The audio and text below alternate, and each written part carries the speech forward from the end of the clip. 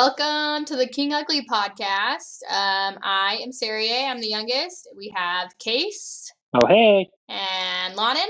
Yo. And Skyla. Hi. I hope you appreciate this. I'm missing the Chiefs game. Oh my. That's her importance tonight. We're taking her away from it. But aren't they on a weather break? They are, but they'll come back. And that's how much I love you guys. And how much I want to talk about this book. Perfect. Okay, so we are talking about the book that we've been reading for book club. It's called Educated by Tara Westover. And so It's actually a book about Tara's life and how she grew up, her family, and how she grew to love gaining an education and why that happened, despite her growing up situation. Or despite? Despite. Possibly to spite. Well, yeah, could maybe. be both, yeah. I guess that's a philosophical question right there. But not a grammar question, philosophical. So we have a list of questions that we're going to go through, and we'll read the question, and then we'll each answer them as we feel like we need to, and move on. So, Skyla, do you want to start with the first question? Sure. All right. So, first question is... Hold on. Wait. Spoiler. Guys, if you haven't read the book, this is definitely going to be a spoiler episode. Okay? Yeah. Okay. Yeah, good call. All right, so we are taking these questions from the New York Times article of their book club. We really like these questions. They are real thought-provoking. So here we go. Question number 1. Educated starts with an epigraph from Virginia Woolf. The past is beautiful because one never realizes an emotion at the time. It expands later, and thus we don't have complete emotions about the present, only the past. What do you think Woolf meant by this, and why do you think Tara Westover chose to begin her memoir this way? Well, for me, I mean, it took her looking back on her life and reading through her journals to one, come up with this book, and two, to deal with what had happened to her in the past. But why do you think that Virginia Woolf says that you can't have complete emotions in the present? Do you feel like that's true? I don't. I think that the way you've got to read kind of between the lines with that one, in my opinion. It's not that you don't. You obviously do have all of the emotions that are there, but when you can look back on it, you can see, maybe where you were angry, even though you necessarily maybe shouldn't have been, or you're like, you can see all the emotions that you definitely had, and I guess maybe you're reacting to them later on. So. I don't know. Maybe she's right. So maybe she's meaning like immature emotions, like as you grow and understand the situation better, your feelings on that mature, and you can, like, as a kid, you see things very black and white, you see things very one-dimensionally, and then as you become a grown-up, you can see a bigger picture, and maybe that's what she means? I honestly don't agree with that statement at all. I think that in my life, I experience the emotions forefront. I mean, while I'm in the moment, and past, because my memory is still terrible. I don't know why. I've tried fixing it, taking pills for it, but my memory is just so terrible. And so I don't get to experience the emotion that by looking back, I lose a lot of it. Do you realize all the emotion that's there at that exact moment? I mean, like, say you were in a fight with somebody, right? Yeah, you have your, the adrenaline, the fight and flight response and that type of stuff, but do you actually have all of the emotions that are there, or is it like one main emotion that you are focusing on, and then when you look back, and maybe it doesn't happen with you, but when you look back, you can see these other emotions that you're like, okay, yeah, I have some remorse even at that time, or, who knows? I like what you're saying there, Lonan. Yeah, like that. I guess that does make a lot more sense now you put it that way to me. And that's what I mean by what you have to read between the lines in what she's saying. Thus we don't have complete emotions at the present, only in the past. So we have that one main one, but we don't have all of them that when we look back on it, we can go, oh yeah, there's these other things that were also definitely a part of that. Well, and also after you look back at a situation, like you never know where something's going to take you and like what it's going to I don't know, I guess what it's going to become in the future. So like, Yeah, how it's meant to change the projection of your life. Yeah, and so like, well, you're in that moment, you have emotions, but like looking back on it a year later or 5 years later or 10 years later, like you're probably going to have a lot more different emotions, like even like happiness towards a horrible situation maybe, because like that's the way it shaped your life, like, and you wouldn't have been like in that same situation if it hadn't happened. And small things take on greater significance as you go farther from it. Talking to a certain person or taking a different route can in the moment mean very, very little, but as time passes, they take on greater significance because of, again, like you said, and Sari and Lon, and what you said, that it changes your life and changes who you are, and so you can see greater meaning in that small moment. Yeah. Well, and also in her case, looking back after she had been educated, that was quotes if you couldn't figure it out. Oh, interesting that you put quotes there. That is interesting. Right. But it is interesting, and we can get to it later. But when she's educated in different ways, then she can look back on it at a different time and in a different way. So I don't know. Yeah, but I think also she probably chose to start it with this quote because a lot of the things that happened to her, especially like in her childhood while she was still living in Idaho with her family, like all of that essentially was about survival. Like her family they were survivalists. But like within that, like that's how they classified themselves, as they were survivalists. Well, or other people classified them as that. But like she was trying to survive in her crazy family, And so I think obviously looking back, or like in the moment, she was probably like, I'm just trying to live right now and not get my leg chopped off by this scrap metal thing, like, but like looking back on it, she's probably like angry and annoyed and like, but also looks back on it as like, okay, well that definitely like changed how I looked at some things, It was a learning experience. Yeah, for sure. I guess the key word in that phrase that Virginia Woolf says is expand. It expands your thoughts or expands the meaning. I went back and looked at it real quick, and that's the number one thing that stuck out for me, because looking back in the past, you expand your emotions towards that. Yeah, true. So, excellent. Sorry, can I ask you a quick question? Sure. Why did you pick this book? Yeah, I have to agree. I'm just curious. What made you want to talk about this? Did you have to read it, or did you? Oh, sorry. Go ahead. Sorry. Well, we read this book for another one of the book clubs that I'm in here in Anchorage. And we read it, I don't know, probably must have been almost like a year ago. I don't know. I just really liked it. I just thought it was interesting, and it stuck out to me. I don't know. Like I just liked it. Discussion was interesting to you, or her life, or yeah. I just feel like her life. Like it's not.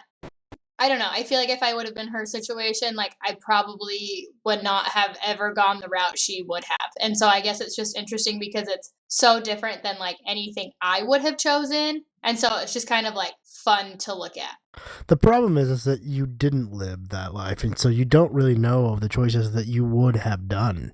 I mean, that's one of the things that totally set her up for the way that she, from what it basically says later on, and I don't know if it talks about it here in a second, but basically about that, they were homeschooled, but really they weren't homeschooled. In some ways they definitely were, not in the typical sense of the word, as in, reading, writing, and arithmetic, but they were taught how to make decisions for themselves. Kind of. True. In some ways. Yes. Sorta. I agree with Kyle on this, sorta. I think forced to make their own decisions. I disagree with that entirely. No, Forced? I totally agree. Okay, well, let's keep looking through the questions, and we'll probably get to some of that. So, Lana, do you want to do question 2? Yep. In the first pages of Educated, we are introduced to the mountain in rural Idaho where the Westover family lives, described as a dark, beautiful, and commanding form in a jagged little patch of Idaho. How does this setting inform the family experience? It's rural. It's in a mountain. Sorry, Griffey's not here, so I have to be obvious. Like they're by themselves. I don't know. I don't know. I feel like I really wanted, like when it said that it was in Idaho because I was born in Idaho, like I really wanted to be like, yeah, I can totally relate to that. But like I lived there for 5 years, so I really have no idea. Like And differently for me, because I lived in Idaho also, well, 6 years, but they were, later in my life, so I remember most of it. But we lived in a town, so it's a little different than the way she describes. The dark, beautiful, commanding, jagged little patch of Idaho that reminds me of a knife.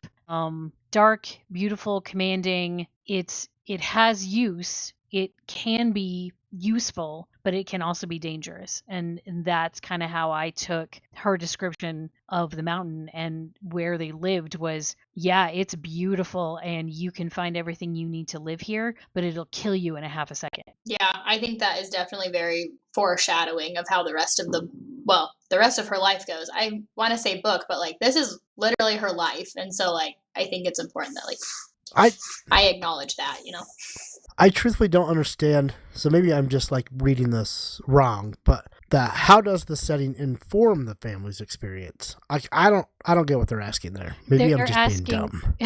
They're asking, how does the setting give you more information of the family's experience, of being a part of this family, of that experience and how they live? How is her description of where they live? How does that give you information about the family that isn't explicitly expressed? I mean, okay. I think it like kind of explains a little bit more to why they have such the survivalist mindset, I guess, because they are by themselves. Like if something were to happen, like they need to be able to take care of themselves. They wouldn't be able to go to like a store that's really close to them or anything, So, I mean, like we all have to take care of ourselves too, but most of us live pretty close to convenient things, so. Yep. Yeah, I don't think I could live that kind of rural life. Oh, definitely totally not. Could. Totally could. Nope, way. Nope. No, I sometimes think about it, in a longing kind of way, but I'm like, well, no, that's too much work. That's way, way too much work. Thank you. That's how I feel, Skyla. Yep. Okay, we're going to move on to question 3 because it doesn't seem like anyone has really anything else to add to that. So I'll read 3. We are also introduced early in the books to the standoff at Ruby Ridge, a 1992 gunfight between FBI agents and United States Marshals and a heavily armed family on an isolated homestead. How does this incident cast a shadow over the Westover parents and children and the survivalism that characterizes their upbringing? Well, it's kind of a staple, or the Westover dad, Gene, I believe is his name. Yep. He's struck by this whole thing between what's the name of the people? The Weavers.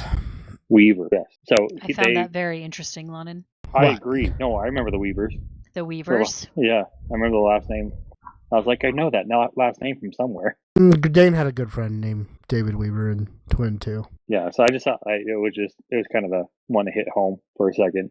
But obviously the dad took it to heart that the government were coming after his kids and his family and taking them away because they didn't go to school, is what he told the kids. And that's what he believed it was, I believe. I was going to say that's what he believed happened, but doesn't sound like that's actually what happened. Do you think that that's what he really believed? Or do you think that he knew more but was trying to simplify it for his kids? I think he probably thought that like the main reason they were getting taken away was because they were homeschooled. But I think he probably maybe looked back on it later and was like, there's probably more to it. If he didn't know it in the timing, I don't know. He kind of, I don't know, didn't. In later years, he'd have to know. I mean, with the TV, obviously he got a TV in later years. He had a TV before that too. If you listen to it, that's right. They had TV and then they got it away and then it came back. And Lonan, do you remember Ruby Ridge? Yep, like not like heavily. I mean, I remember when it was happening. I remember Dad talking about it. I don't remember the specifics. And then, listening to her recount a lot of it, it was like, oh yeah, okay, I remember that. Yep, same. Which is funny because we actually lived in Idaho during this time. This went down. We did. Yeah, I wasn't absolutely. born yet. I was only 12 when it happened.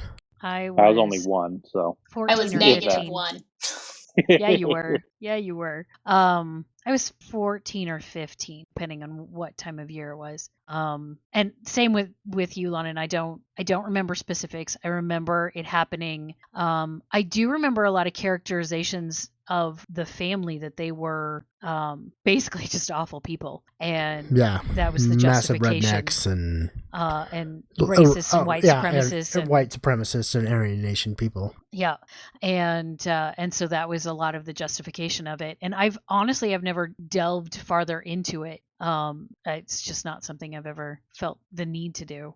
But yeah, I haven't either. I wonder if, well, and I could be totally wrong, but if I remember correctly, Ruby Ridge was in northern Idaho, like It was hundreds of miles from where the Westovers live. The Westovers live in southeastern Idaho, like almost closer to Utah than we did in Twin. Yeah, it's really, really close to Logan. Super close. Really? Yeah, it's super close. It's Clifton, Idaho.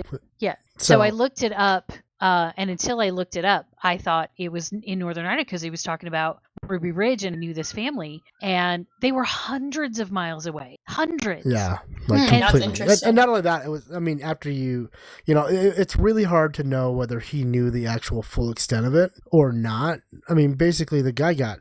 Yeah, it's. I don't know. I don't know what to say on it. Basically, in my opinion, he got totally railroaded on that one.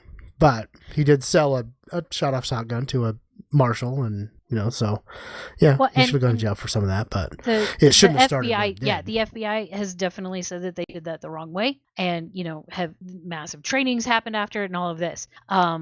But yeah, it shouldn't have happened. Absolutely. But you have to wonder, how did Gene get his information? Yeah, at this point, we don't know at this point. She did not say whether they did or did not have a TV at this point, because she alludes to it in the past when they finally get the TV and it's there from that point on, pretty much.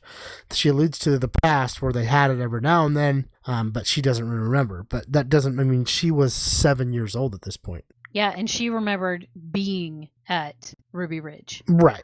I remember. Well, I feel like before we met Jason, I would have thought that was totally ridiculous. But telling Jason some of our stories and finding out that I totally made them up in my head, I'm like, oh, okay, well, now at least I know I'm not the only one who does that. But, just mixing things up in your head and imagining it, and, and then it becomes fact in your brain. Right. And that, I mean, so that's why you've also got to take in account some of this. I'm not saying she's a liar or anything, but she can totally remember something completely different. Now, she did have the journals to back herself up, but And at that point she shouldn't. But some of them don't back her up on it either. So I'm not saying that it is one way or the other. I'm just saying that we all do have our own warped reality, if you will. That's why they say there's always 3 sides to a story: your side, my side, and the truth. Right. Yep. Fair enough. All right, let's move on to number 4. I can read it, sorry. Oh, you Real can? quick. Okay. So, I just want to just point out there. I mean, how far did you guys think town was from their house? Like 45 minutes. Yeah, 10 miles. 1.1 miles. 1.1? Really? 1.1 miles. Like, I found the Butterfly Express, which is their quality essential oils that they do now, and you can actually zoom in on you can see the junkyard, and then you can see where Bucks Peak is at. And if it was 45 minutes away, Bucks Peak would not be right there. Like, it would be somewhere completely different. So 1.1 miles to Papa J's. Wow. Wow. All right. Well. So this also gives you a little bit into. I'm not trying to say she's, but she has a bit of a warped reality on some of this stuff, and they were off the main road. Yeah, she says it was 5 like a 5 mile drive, and it felt like 50. Right. And some of those, it's like, well, obviously not. It wasn't a 5 mile drive. Maybe that's into Stokes. That's like in one of the other towns. That could absolutely be. But like their closest town where Papa J's were, and the grandma and the grandpa and all of them lived, that was 1.1 miles away. And Angie and them. Dang. Okay. Crazy. All right, Case. Sorry. Read number 4. All good. I'm good to know that, Holman. So in chapter 5, Westover's brother Tyler announces that he's going to college, something none of the other siblings have done. The two brothers that have left the mountain drive semis and weld scrap. Why does the Westover's father, Gene, object to formalized education? We'll start with that question first. He thinks that they're being... Because then he won't have total control, and he wants total control. I don't think that has anything to do with it. I think you are deluded if you think that. No. The guy, don't get me wrong. I mean, me or Lonan, Skyla? I think Lonan's deluded. No. Okay. No, like it wasn't over the... I mean, was it control? Maybe. But it's because whether he was paranoid or not, I mean, he felt like that they were pushing socialism in schools at this time. Right now, I feel the same. Like, so there's a lot of the dad that I see in this that is like, dude, is that me? No. Am I that crazy? Absolutely not. But I can see why he did some of the things he did. Now, am I going to do some of the stuff he did with his kids? No, I'm not. But and I think it's all about control. I think if a normal person who feels like they're pushing socialism in schools is going to, when their kids get home, and if they have issues with that, their kids are going to get home and they're going to be like, okay, so let's talk about this, and I'll give you what I think it should be, right? Normal person, they're going to teach what they believe also, so that their kids can make an informed decision. But he doesn't want to give them the option to hear anything.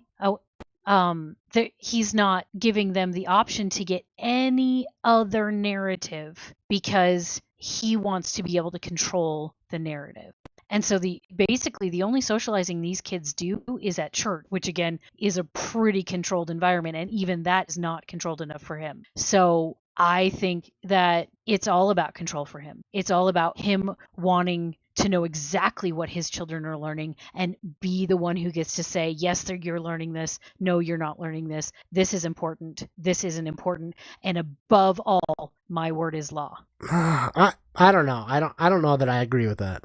I'm just saying because like I feel like, as a parent, it's my right to teach my children how I want to teach them. It's not the government's, and it's not yours. But if you send them to school, then you are saying, okay, I'm cool with what you're teaching, and if I'm not cool with it, then I will also teach my kids what I believe I'll is take important. Them out. And that's fine. You can totally do that. He totally did that. But right. But see, that's his right. But he didn't actually teach them. And I will agree with that. But that leads me to something that I don't want to say. So never mind. Interesting. Okay. I mean, I can say it, but I mean, I just feel like it's going to make people mad. So can you say it in a way that won't make people mad? I will try. When Griffith was taken out of high school because of his broken femur, and then the school didn't want to work with Mom, she decided to homeschool him. And from what I saw, Griffith didn't get a formal education one bit. I don't disagree with that. No, it's definitely true. I'm thankful you said it because now it opens our eyes to it. But yeah. Right. Yeah, I get it. And here's the thing. Did he get an RRR, triple R's, the reading, writing, and arithmetic?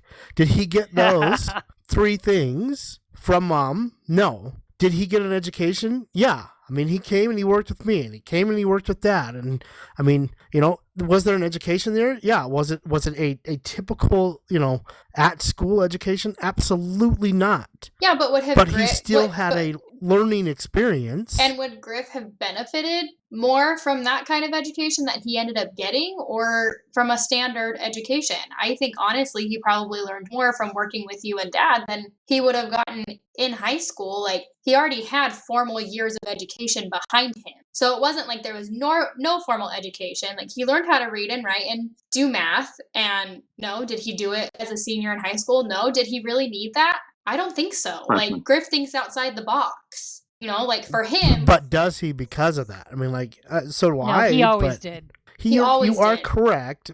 And maybe it would have reined that in a little bit, which I'm not saying is a good thing or a bad thing. I'm just saying we don't know the consequences of that. But all I'm getting at is that you're saying that they didn't get an education. Well, neither did he. Right. Except for he did. And so did they. He did. But Griff also got a formal education at some point. You are correct. And it sounded like the mom tried doing that. Yeah. And then she, not our mom, that mom, Tara's No, I know. mom. I know who you're talking about. And then she, just was like, I'm not gonna fight him anymore about them going out to the junkyard. I don't, I'm gonna pick my battles. Yeah, and I get that, and I understand why it bothers you, Lonan. But I think with Griff, it wasn't about control, and I think with Tara's family, it was. And I agree with that. I think for Griff, it was, this is not working. Formalized education is not working. Well, and they wouldn't work with him after he broke his femur. Right. And so, like, what do you do with that? Like, yeah, you pull him out of school and you give him what he needs. Sorry, Skyla. No, you're fine. Yeah, exactly. So, but with Tara's family, it was very much about controlling the narrative, about making sure that the flow of information into the home was checked, was filtered for what the dad thought was appropriate. Yeah, maybe to a point, but again, we don't have enough backstory to really make that decision. So, I mean, like, we have Tara's point of view, and she's the youngest of 7. So, would that what point are you of saying view about be the youngest? completely different from your point of view, Skyla? Say that again. Sorry, I was laughing. No, I'm saying, would that be, like, if you were the one that was writing this book, say Tara was the oldest, not the youngest, right? And she was able to go to school for a while. What was the reasoning for pulling them out of school? Like, we don't have enough backstory to really make that judgment, is what I'm getting at. Right, but at the point of Tara's education, and that I use with quotes, at the point of Tara's, homeschool education, it wasn't. It was, I'm going to teach you how to work in this junkyard, so you're trapped in this junkyard for the rest of your life and you'll never leave me. I don't know. I don't know. I feel Did like he I can prepare see her it. for anything else? You don't know. I don't know. That's I feel the like I problem. can see Lonan's point of view, where it's like he probably took them out of school because he was scared about what they were teaching him in school. Because I have had the same thoughts and the same fears about sending my own kids to school. Right now, I'm the same way. However, I do think that, the intent at first of pulling his kids out of school and not giving them that formalized education was to keep them safe, quotation marks. I think it turned into a control thing for him, where all he wanted to do was know that they were safe, again, quotation marks, because he was giving them all the information, we can go quotation marks around that too, that they needed. Like, I think maybe what started off is like, I'm trying to love you and keep you safe, turned into, but I'm going to be in control of your whole life. Yeah, I agree with that. From her perspective. From her perspective. Agreed. We don't know anyone else's perspective, but we have to go off of what we have from her. And that's all we can go off of, because that's what we read. Yes. Okay, so should I take the Griffith story out? I don't know. It turned into a good conversation about, but I just think like I'm not how like you started trying it to, sounds awful. It does sound awful, and that's. But I don't know how to say it any nicer than that, because it didn't happen. Now, yeah, I mean, like, so I think don't you know. could have said when Griff was pulled out of school, he was not given a formalized education, but he was given an education of work experience. Agreed. Yeah, but And then that doesn't it's sound not mean, a but whole it lot sounds different nice. than It- Tara's. She was Except given. it is. Except now Griff she was did given- have formalized education.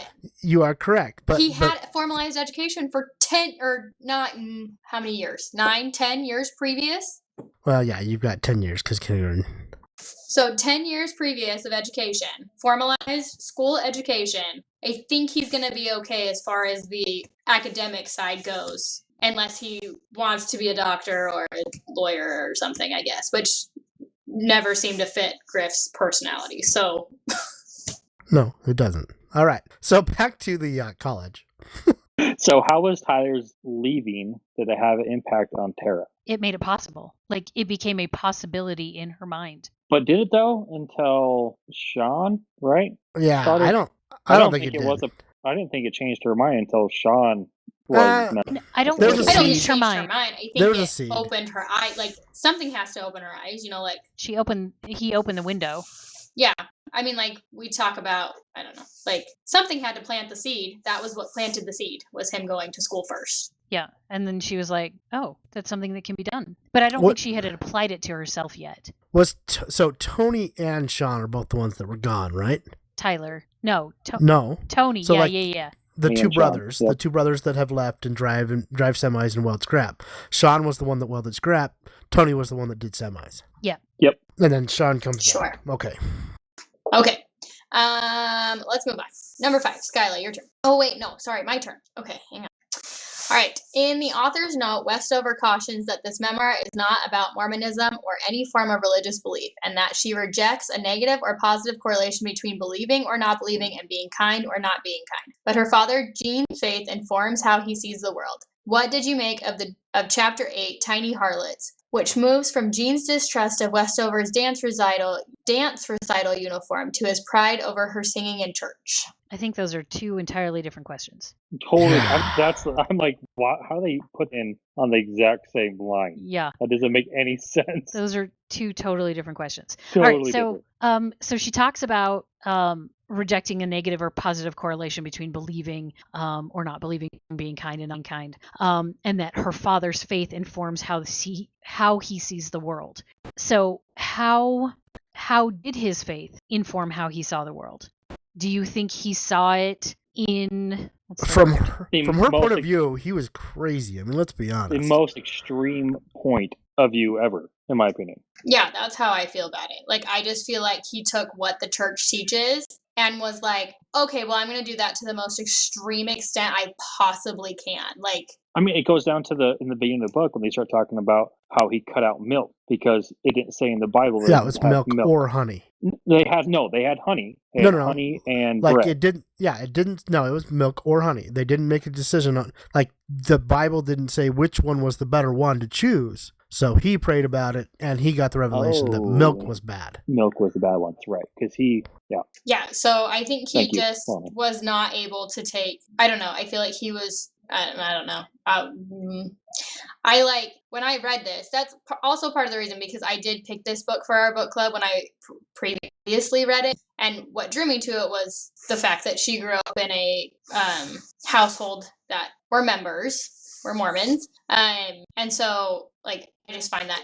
I mean, that's how I grew up, so I find that interesting, and I like to read things about it. But I don't know. I feel like I think he used the church and his faith when it benefited him, and he didn't really live gospel teachings, in my opinion.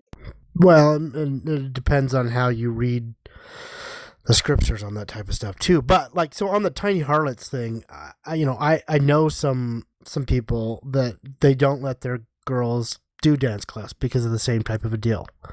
And I look at it and it's just like, look, if they're bumping and grinding, that's one thing. But I mean, if they're doing ballet or something, to that level, that's a completely different standard. But they won't let them do it at all, just in case. The thing that makes me think about it is that the whole fact is about a leotard. Well, Sari wore a leotard for most of her childhood, basically. Yeah, but I honestly feel like that was a sore subject between mom and dad. And I'm not positive on that, but I do feel like that conversation may have been had once or twice about whether that was appropriate or not. Because when I started gymnastics, like Ta always wore short with her leotard, and I always had a unitard. Always. And then, like, gradually, the more I did it, I went into, like, normal Leos, and it wasn't that big of a deal. But it started out that, like, I was very modest I was as modest as you could be in a gymnastics leotard, suit, I guess is what we'll call it. See, and I think it kind of went from one extreme-ish, right, with mom and dad, to a lesser extreme where it was like, okay, whatever, versus where Gene, it went the exact opposite way. He took it the exact opposite way and was like, oh, I can't, you can't, nothing, I'm going to make her wear boys' clothes so that, none of her female characteristics are showing, right? And I actually had a guy in one of my wards in Pahrump, same type of deal, wouldn't let his daughters go swimming because the swimming suits that were available, in his opinion, were too revealing. Which there definitely are some there, but you can find ones that work though. Yeah, you can find more modest He made options. He made them, if they did go, made them wear a swimsuit plus like men's shorts down to the knee and t-shirts, like every time. And do I want my my daughters being lusted after because they're wearing a swimsuit? No, but I also don't want them to be completely mocked But because part of of it. that, I don't know. We're getting off track, but I also feel like part of that is being comfortable in your body and being okay with your body. And I think if you're always covering up your body, like to that extent, like never showing anything, I guess. Like, not that I'm saying like show all the goods. Like, don't, like, I'm not for that. You know, like you should be able to wear a fitted shirt and it should be okay. You know, like just my opinion. But we are off subject, so I'm gonna try to get us I'm gonna try to get us back on. But I feel like at the dance recital, like it wasn't something that like Jean knew about, right? Like she was doing dance without his knowledge. Yes. Right. Well, And they were so- all in these big, bulky, like all the little girls were in little cute Leo or whatever the heck you want to call them, little outfits. But Right. then all of her girls were all in what, big, bulky Sweatshirts. Yeah, sweatshirts and some was it sweatpants. leggings? Like that. Yeah, that I was think it was sweatpants too. You know, but yeah, I mean, like, geez Louise, I mean, talking about taking it to an extreme, and then his pride over her singing in church. It's just like, you know, she's still, what's the word I'm looking for? She's still an object of. Oh man, I don't know the word I'm looking for. I apologize. I don't know either. I feel like I know where your brain's going. Go, Case. No, the thing that he's so prideful. I mean, so full of pride for her singing because it doesn't require her womanly or her body to be shown to do that kind of thing. But it's still an object of attraction. I mean, yes, absolutely. And actually, I watched something on it. And she sang "Come, Ye Saints," and she's got a really good voice. Oh, really? Cool. Skylar, you're awfully quiet. She's watching the game. Yeah, that's what I'm thinking. Rude. Probably All right. is. Okay, we'll move on. Yeah. Okay, Lennon, you want to do 6? Yep. By chapter 12, Fish Eyes, we are introduced to Sean's abuse over Westover and the other women in his life, which reoccurs through the book. When Westover starts crying over one of these early incidents, she writes that she is crying from the pain, not from Sean hurting her, and that she sees herself as unbreakable. She also writes that his abuse not affecting her was its effect, which is, why is this insight important? Okay, hang on. I'm not going to answer this question. I just realized I was on mute. I wasn't watching the game. I adjusted my headset and I was on mute. And I'm like, no, wait, you guys. No, wait. I wanted to say something. Okay, No. so do you want to go back and add anything to the last question Yeah, first? let me add something to the last question because I really wanted. I was quiet because I was waiting for people to stop talking, and then I realized you couldn't hear me. Okay, so does it matter what a little girl wears? And in that, can you look at a little girl and go, oh, well, she's a tiny little harlot, isn't she? Is there anything a little girl could wear that would make that response appropriate? For me, no. For I mean, other not people, appropriate, probably. but people say it. But, I'm sure. But does it make it appropriate? Does it make it appropriate when you call anyone that? Yeah. Is there anything that a girl or a woman could wear that, and I'm not talking about actions, I'm just talking about wardrobe here. Is there anything that a girl or a woman could wear that would make the response, you look like a harlot, you look like a whore, an acceptable response? Is there anything that your daughters could wear that you would say that to them? Say it? No. Think it? Because I don't think there is anything that any person could wear that would make that response okay. And the fact that her brother did it, her dad did it, he had her doing it to other women over a V-neck shirt. That's not about modesty. That is, again, about control. Yeah, I mean, like, I don't think there's a situation where that is okay for sure. I feel like I could, and not necessarily in those words, but like if I had a daughter and she was going out in something not appropriate to be in, I would probably be like, you know, that's not appropriate. You don't look like you're about to go do good things, you know, or something along those lines. But I mean, like, I don't think calling anyone that is appropriate. It's not. I don't think about that it's appropriate. I agree with Sari, but there's times I'm not going to say, you know, you look like a whore. It's not going to come out of my mouth, but I'm going to be like, you know, that's not something that you should be wearing. Like I don't even know if I would think that, you know, you look like a whore. That's not what I don't think I would get to that point, but I would be like, look, I don't need some guy, you know, yeah, I don't know. And yes, should guys be able to manage their own thoughts? Yeah, absolutely. But it certainly doesn't help when women are wearing things that are women have been assaulted, lusted after, and raped since we were wearing clothes down to the ankles. It doesn't matter what we wear. So it doesn't matter what we wear. So this whole... I disagree with that. I disagree in that there is some things that at a point are immodest to the point of, what are you trying to get across by wearing that? Not what am I thinking of what you're trying to get across, but what are you trying to get across by wearing that? Yeah, and that is that's a totally appropriate conversation to have with your child, to say, all right, okay, why are we wearing this? What are you trying? What is your purpose in wearing this? And that is a totally appropriate conversation. But for her family, I agree. I'm absolutely agree. I do not think that. I mean, making any of your kids or siblings feel that way over something they're wearing is absolutely not something that should happen. Absolutely. Sorry that I cut you off. Oh, that's fine. I think that again is another control issue, because Sean would do the same thing when he wanted to get under her skin or he wanted to make her feel really bad. He would say things like that. And then, when she goes to BYU later, and spoiler, when she goes to BYU later and her roommate is wearing like a V-neck shirt or a skirt that's, up to her knee, she thinks the same thing. And I just think that that's an important conversation that like people need to have, that it doesn't matter what you wear, if like modesty has to be a personal choice. Because I know, Sari, you and I have different ideas on modesty, and I have different ideas from Tosh on modesty, and we all have different ideas on modesty from Mom. And so like I think it has to be a personal choice, and just what her family did and made her think about other women, it spun me up. I don't know if you could tell, but it bothered me. Well, it bothered me too. It's absolutely ridiculous. There's no doubt about it. I mean, for her dad to be judging somebody else because of what they wore, yeah, that's not up to him. That's up to her and her God. If that's how she believes that she's modest, then that's her decision.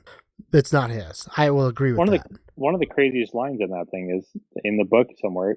Gene says, "Well, she waited till I was looking at her to bend over to pick something up, so I would see that." And that drove me nuts. Like, it's disgusting. No, that was you. You chose to keep looking at her when she bent over. That was your choice. And then he turned her into the sinner. Yeah, it was her fault because now he's thinking lewd things. He's thinking impure thoughts because of her. No. She's not the sinner, dude. You are. And that's one of the things that I wanted to like make sure. Thank you for reminding me of that case. But like talk about, because I'm raising two kids. I've got a 14-year-old and two girls, a 14-year-old and an 11-year-old, and we're already starting to have these conversations about what's modest, and I'm starting, and I'm realizing that has to be a conversation. It can't be a lay down the law kind of thing. Yeah, no, I don't know.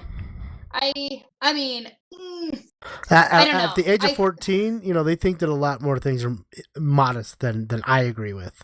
And, Well, and I'm not saying I'm going to let her pick everything. Like, I have guidelines. You're going to pick your battles. It has to be a conversation between me and Mike and her, and we have to come together, because if I just say, no, you're not wearing that, that's awful, it's terrible, there's no growth there. She just, she doesn't understand why, and she doesn't respect it. And so as soon as she can get away with it, she'll stop doing it. But if it's a conversation, and then we can all grow together and we can see the benefits and the the pros and cons of the different choices, and she can benefit from our experience and we can benefit from her different point of view. But in Tara's family, it was very much a lay down the law, and we're going to use our standards to judge everybody else. Yeah, well, and that's the problem, totally see that. Judging other people based off of your standards. So that's wrong anyway. Yeah, definitely. Yeah. Okay, I'm sorry. I didn't mean to bring us back to that for that long. So we can move on to the next one. Thank you. Good, because we're 57 minutes into this. Oh my of course we are. Okay, we're going to talk fast. Lonnie, read 6. Okay, by chapter 12, Fish Eyes, we are introduced to Sean's abuse over Westover and the other women in his life, which recurs throughout the book. When Tara starts crying over one of these early incidents, she writes that she is crying from the pain, not from Sean hurting her, and that she sees herself as unbreakable. She also writes that his abuse is not affecting her. Wait. She also writes that his abuse not affecting her was its effect. Why is that insight important? Because it should have affected her. It did affect her. I mean, let's be honest. It did, but she had to make it. I'm sorry, I didn't mean to cut you off. Maybe No, I did, you're fine. but it affected her, but she had to come up with something to justify it. I think the effect on her was that she shut down. She didn't let herself get hurt. She didn't let herself feel anything, joy, pain, nothing. She just shut down. She felt the joy. Are you saying that she... Sorry, again, I did it again. Go ahead. You're good. I cut you off. I'm sorry. I was just thinking she did feel things. I mean, she felt the joy. She loved her brother, Sean. But she just, like Scott said, she did shut down in those moments when he was taking control and abusing her. Like, we all know the fact that he did. Like, no doubt in our minds that he's the one he's the problem there. But she shut down in the moment because she didn't know what else to do. And right. had to figure out a way to still love her brother. Right. She needed a way to justify it. And if she had responded, if she had freaked out, if she had, made a big deal, made things worse. It would, yeah. I mean, how many times have I been told, just stop reacting? Right. She sees herself as unbreakable, but obviously she's not. And every time something like this happens to her, it breaks her more and more. But she can't see it because she can't admit it. She can't admit it to herself because she doesn't want to admit it to herself. I mean, and you can see, it would be really interesting to see how she wrote that in her journal versus how she wrote that in the book. Yeah. Because at the journal that happened right then, and then in the book, obviously, she had some time to really pontificate on that. Yeah. And some therapy. All right, guys. Well, thanks for listening to part 1 of this podcast. It is really long, over 2 hours, so we're going to split this up into 2 segments, and I will post the other part of it this week. So stay ugly and stay tuned.